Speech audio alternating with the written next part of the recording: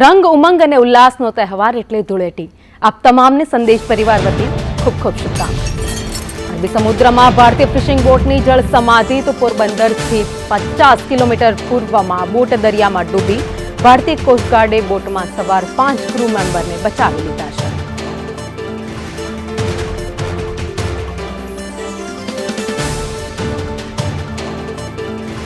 વધુ અપડેટ સાથે સંવાદદાતા ઋષિ થાનકી અમારી સાથે જોડાયા છે। ઋષિ, બોટે જળ સમાધિ લીધી, જો કે કોસ્ટગાર્ડે રેસ્ક્યુ ઓપરેશન કરી જે ક્રૂ મેમ્બર સવાર હતા તેમને બચાવી લીધા।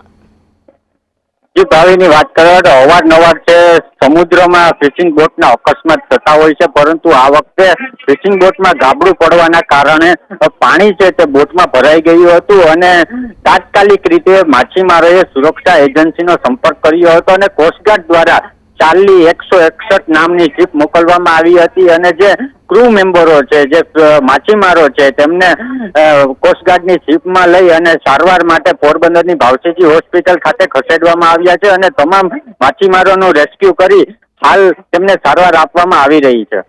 આભાર માહિતી માટે।